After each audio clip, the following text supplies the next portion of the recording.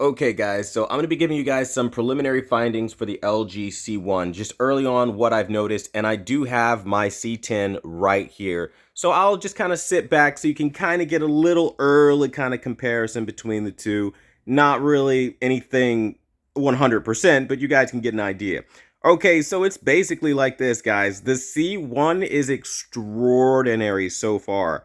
I mean, like, really, honestly speaking, it is the most perfect TV I've ever seen for motion. There is damn near zero judder at all, like, I see almost nothing. Fantastic. Whether you use soap opera effect, whether you don't use soap opera effect, the thing just slaps, right? It's incredible. Like, I'm blown away by that.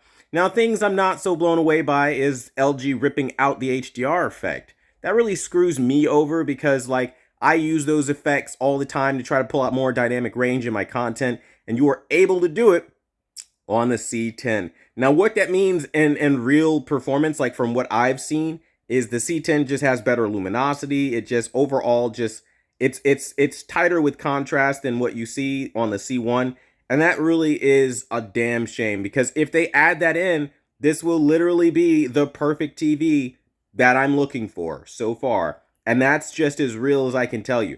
Colors are greatly refined this year. They look excellent on the C1.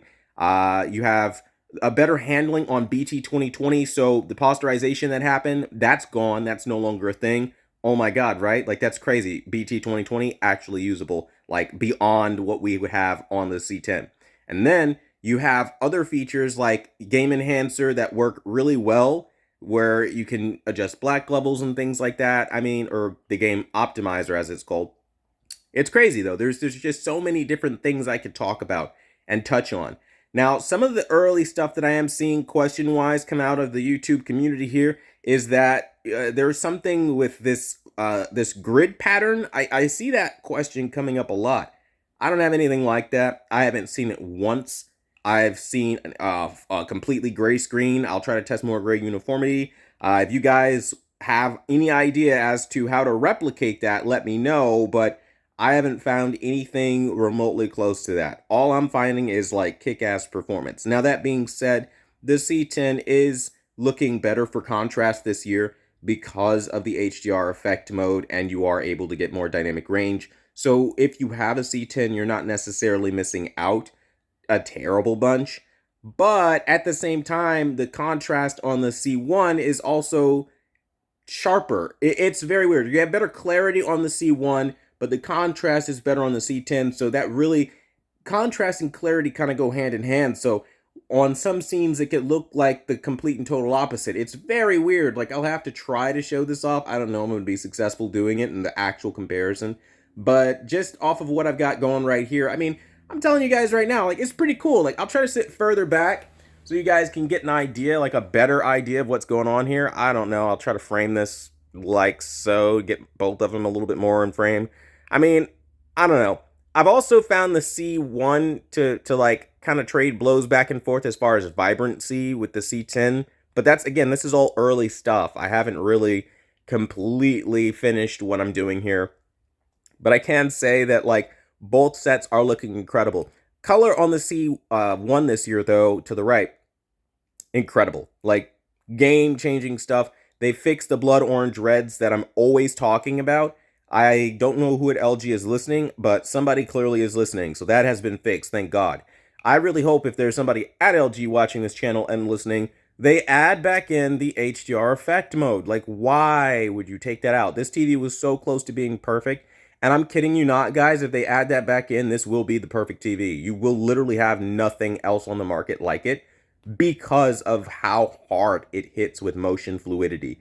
There isn't a TV like it. There is not. I'm telling you, I've been doing this for fucking what are we at, like 5.5, 6 years? I mean, I don't even know. I don't even know at this point. But out of all the TVs I've reviewed, this is the smoothest TV I have ever seen.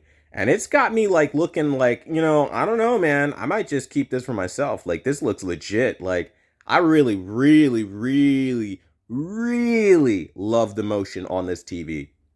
Bar none. Now, I will tell you that on the C10, the pixel response time, like the refreshing of the screen, a lot faster on the C10. So it's more responsive for sure. as far as like how it picks up frames and things like that. There's less delay, but that kind of leads to more judder, you know what I mean, when it's so instantaneous. So there's a little bit more of a delay, and on the C1 this year, that makes it a little better. I haven't tested sound. I haven't tested, movie performance or anything like that. I've only just slapped it in a game mode and really tested it out with some gaming stuff.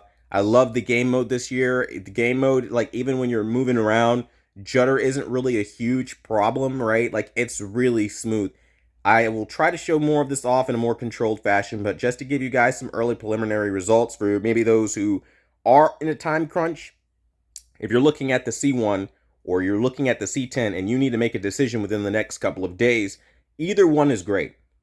If you want more contrast though, the C10 will give you better contrast because having that HDR effect mode changes everything. Now, if you're somebody that only games in game mode or you only use like the regular modes like standard or cinema, the C1's your guy.